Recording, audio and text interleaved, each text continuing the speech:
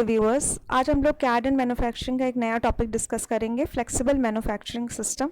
इसमें हम लोग पढ़ेंगे फ्लेक्सिबल मैन्युफैक्चरिंग सिस्टम क्या होती हैं, इसके बेसिक कंपोनेंट्स क्या क्या होते हैं, फ्लेक्सिबिलिटी क्या होती है तथा उसके प्रकार। साथ ही हम लोग पढ़ेंगे फ्लेक्सिबल मैन्युफैक्चरिंग सिस्टम के कितने प्रकार होते हैं। कैड एंड मैन्युफैक्चरिंग से रिलेटेड आप लोगों को कोई भी लेक्चर या किसी भी प्रकार का कोई भी वीडियो चाहिए होगा तो ये हमारे चैनल में प्रोवाइडेड होगा। साथ ही में हिंदी और इंग्लिश में नोट्स और एक्सप्लेनेशन भी प्रोवाइडेड होगा। तो अगर आप लोगों ने मेरा चैनल सब्सक्राइब नहीं किया है तो आप लोग मेरा चैनल सब्सक्राइब कर सकते हैं, जिससे आप लोगों को किसी भी वीडियो के आने पर नोटिफिकेशन मिल जाएगी। स्टार्ट करते हैं with the flexible manufacturing system. एक प्रकार का मैन्युफैक्चरिंग सिस्टम होता है जो कि प्रोडक्ट को या प्रोडक्शन को लेकर फ्लेक्सिबल होता है। फ्लेक्सिबल का अर्थ ये होता है अगर किसी भी समय में प्रोडक्ट में हमारे किसी प्रकार का चेंज आता है, जैसे कि हमारा प्रोडक्ट का कुछ डायमेंशन में बदलाव आ गया या जिस प्रकार का प्रोडक्ट बनना है उसमें किसी प्रकार का कोई बदलाव आ गया, तो उसके लिए हमें पूरा अपना मैन्युफैक्चरिंग सिस्टम को नहीं बदलना पड़ता। हमारे कुछ पर्टिकुलर चेंजेस की वजह से ही हमारा जो नया प्रोडक्ट है वो भी हमारा तैयार किया जा सकता है उसी मैन्युफैक्चरिंग सिस्टम में। तो इस प्रकार का जो भी हम लोग एक अरेंजमेंट करते हैं जिसमें मशीन जो होती है वो एक दूसरे के साथ एक मटेरियल हैंडलिंग सिस्टम के साथ जुड़ी रहती है, एक फुली ऑटोमेटिक सिस्टम होता है, एक कंप्यूटर का उपयोग किया जाता है। तो ये कंप्लीट जो मैन्युफैक्चरिंग सिस्टम होते हैं ये हमारी फ्लेक्सिबल मैन्युफैक्चरिंग सिस्टम कहलाती है। स्टार्ट करते हैं इसके बेसिक कंपोनेंट्स क्या क्या होते हैं। एक एफएमएस के बेसिक कंपोनेंट्स में आता है पहला वर्क स्टेशन, दूसरा होता है ऑटोमेटिक मटेरियल हैंडलिंग और साथ ही एक स्टोरेज सिस्टम भी लगा होता है इस हैंडलिंग प्रोसेस में, और थर्ड होता है हमारा कंप्यूटर कंट्रोल सिस्टम जो कि कंप्लीट कंट्रोल करता है सारे प्रोसेस पे।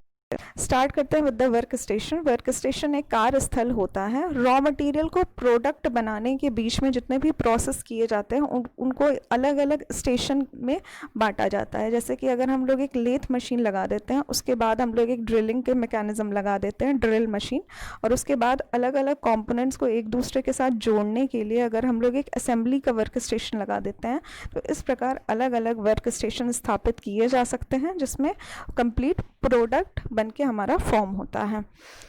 जितने भी वर्क स्टेशन होते हैं वो एक दूसरे से ऑटोमेटिक मटेरियल हैंडलिंग से जुड़े हुए होते हैं। साथ ही इसमें स्टोरेज की भी सुविधा होती है। मटेरियल हैंडलिंग जैसे कि हम लोग डायग्राम में देख सकते हैं, एक बेल्ट के द्वारा एक स्टेशन से दूसरे स्टेशन तक ले जाया जाता है। तो इसमें जो हैंडलिंग की जाती है ये फुली ऑटोमेटेड सिस्टम होता है। इसके साथ ही अगर एक स्टेशन से दूसरे स्टेशन के बीच में कुछ डिले पीरियड होता है जिसमें हमें प्रोडक्ट को रोकना पड़ता है, स्टोर करना पड़ता है टेम्पोरेरी बेसिस पे, तो इसकी भी सुविधा इसमें उपलब्ध होती है।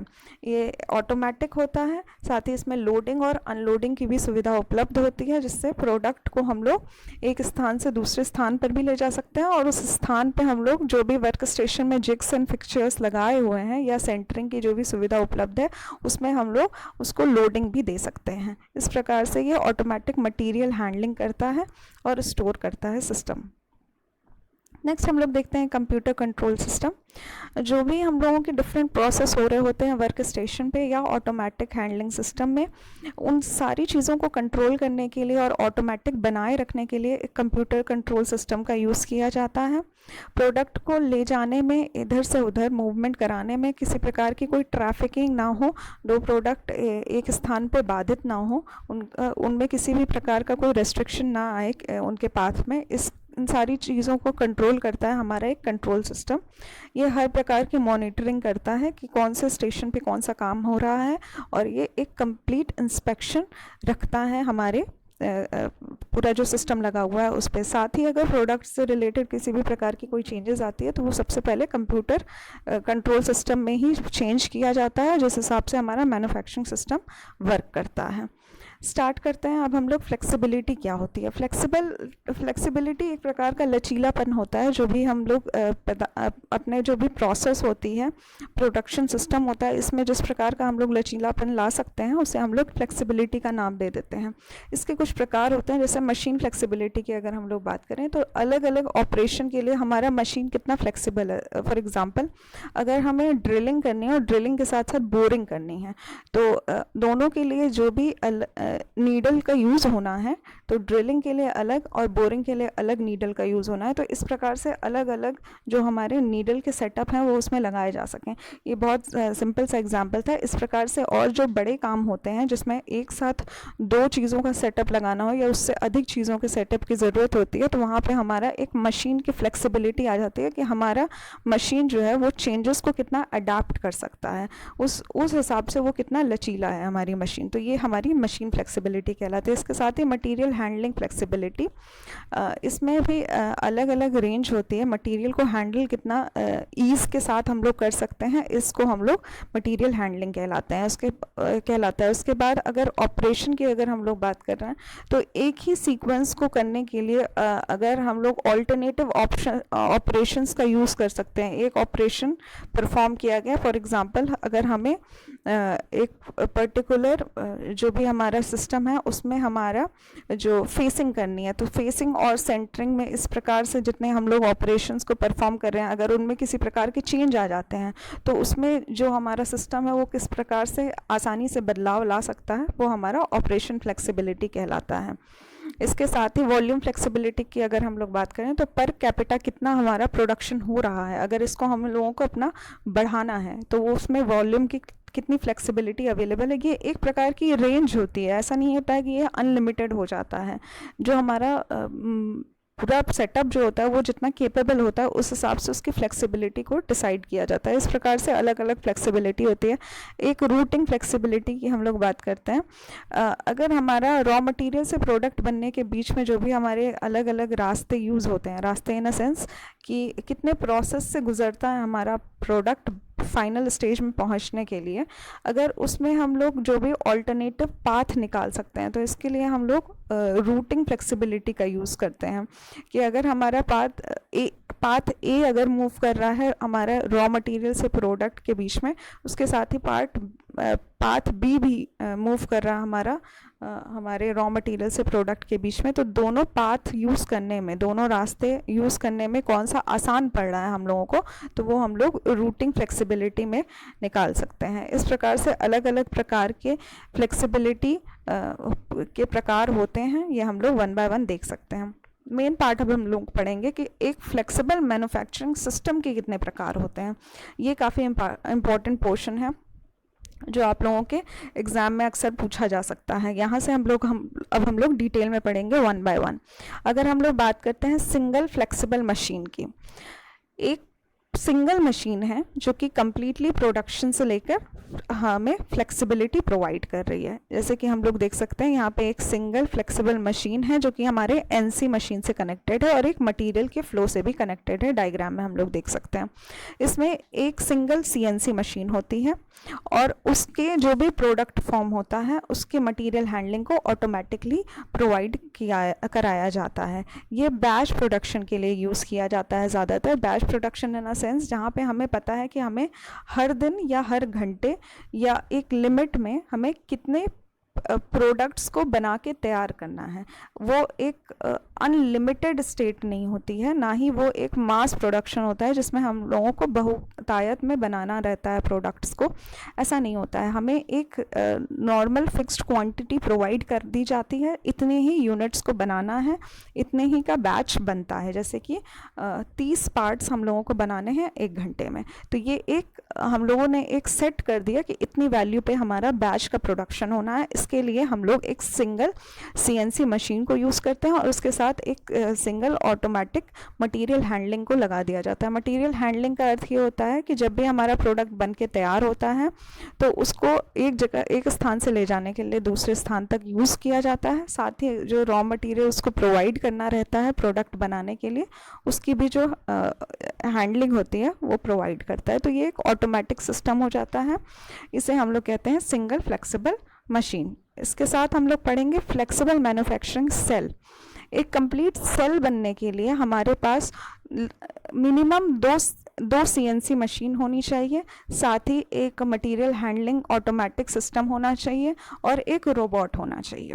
ये फ्लेक्सिबल इस प्रकार होता है कि अगर हमारे प्रोडक्ट में जो भी चेंजेस आते हैं तो वो रोबोट समझ के उन रोबोट में हम लोग उस प्रकार की प्रोग्रामिंग चेंजेस ला सकते हैं, और ताकि वो जो भी प्रोडक्ट में चेंजेस हैं उनके लिए अडेप्ट हो सके। तो इस प्रकार से एक हमारा बैच प्रोडक्शन तैयार होता है जिसमें हम लोग सीक्वेंसेस को बदल सकते हैं। तो इसमें हम लोगों को ज़्यादा फ्लेक्सिबिलिटी मिलती है और ज़्यादा प्रोडक्शन होता है। अगर हम लोग सिंगल एफएमएस की बात करते हैं तो उसके कंपैरिजन में इसमें ज़्यादा प्रोडक्शन की क्वांटिटीज़ मिलती है और ज़्यादा फ्लेक्सिबिलिटी भी मिलती है। मटीरियल हैंडलिंग सिस्टम का वही काम होता है, लोडिंग और अनलोडिंग और एक जगह से दूसरे स्थान पर ले जाना।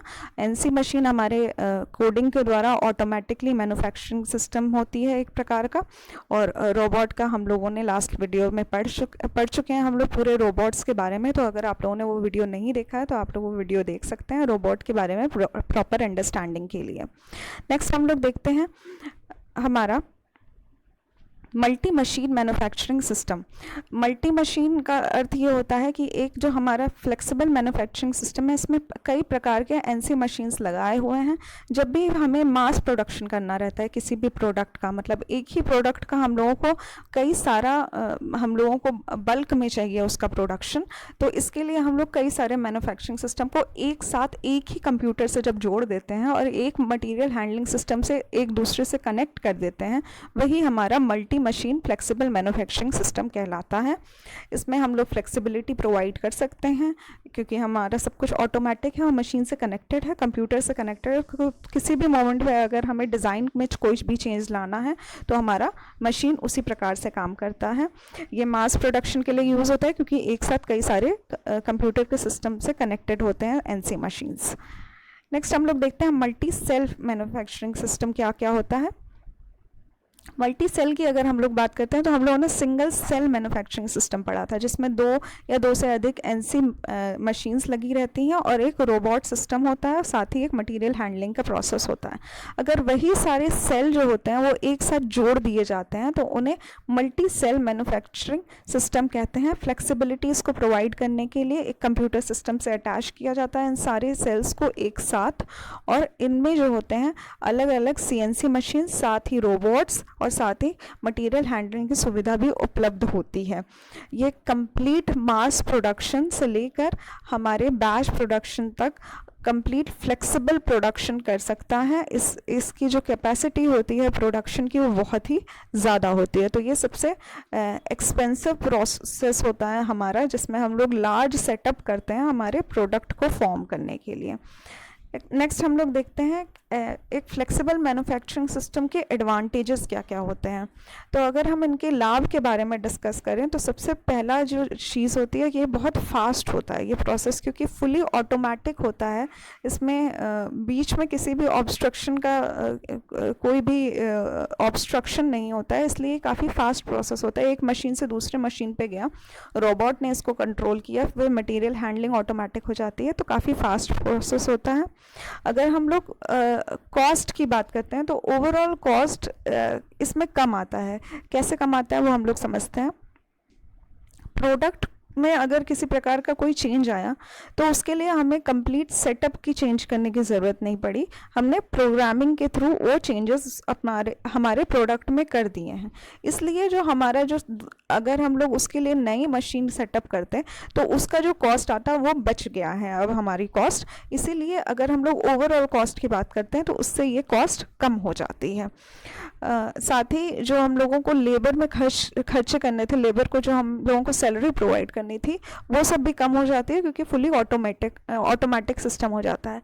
लेबर की कॉस्ट डायरेक्टली तो कम होती है, इनडायरेक्टली भी कम हो जाती है, क्योंकि अगर हम लोग मैनुअल हैंडल करते हैं तो कुछ चीज़ों के एरर आने का या कुछ चीज़ों के लोडिंग अनलोडिंग में प्रॉब्लम आने की कुछ दिक्कत हो जाती है, या फिर कोई मटेरियल टूट भी सकता है बीच में, तो वो सारे जो एरर्स होते हैं, इनडायरेक्ट कॉस्ट जो होती है लेबर की, वो भी कम हो जाती है। इसके साथ ही बहुत अच्छी बेटर क्वालिटी मिलती है, एरर्स कम हो जाते हैं, इसमें जो भी हमारी प्रोडक्टिविटी होती है वो काफ़ी बढ़ जाती है। तो ये सारे एडवांटेजेस हैं फ्लेक्सिबल मैन्युफैक्चरिंग सिस्टम के। आप लोग चाहें तो इनका स्क्रीनशॉट ले सकते हैं, जिससे आप लोग नोट्स भी बना सकते हैं। नेक्स्ट हम लोग देखते हैं disadvantages of flexible manufacturing system. Flexibility तो इसमें प्रोवाइडेड होती है, लेकिन इतनी भी रेंज की नहीं होती है कि हम लोग कोई भी नया प्रोडक्ट इसमें बना दें। एक लिमिट होती है अडेप्ट करने की, चेंजेस अडेप्ट करने की। तो इसीलिए हम लोगों में ये फ्लेक्सिबिलिटी जो होती है वो एक लिमिट तक ही मिलती है। नेक्स्ट हम लोग देखते हैं प्रॉपर प्री प्लानिंग की ज़रूरत होती है। प्रॉपर प्लानिंग की जाती है पहले। प्रोडक्शन तुरंत से स्टार्ट नहीं हो जाता है। इसमें हम लोग कंप्यूटर को पूरा सेटअप करते हैं, कोडिंग डिकोडिंग का पूरा प्रोसेस होता है, एक एल्गोरिथम लिखी जाती है, जिसके बाद हमारे मशीन को स्टार्ट किया जाता है। तो एक प्रॉपर प्लानिंग की ज़रूरत होती है। एक्सपेंसिव होता है मशीन का सेटअप करना, सारी चीज़ों को ऑटोमेटिक बनाए रखना और हर जगह कंप्यूटर से कनेक्ट करना। ये सारे प्रोसेस स्टार्टिंग में बहुत एक्सपेंसिव होते हैं।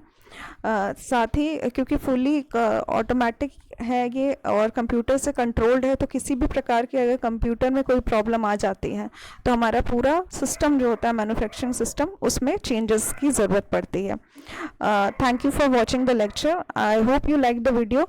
तो अगर आप लोगों को वीडियो पसंद आया तो प्लीज़ लाइक करिएगा। Thank you.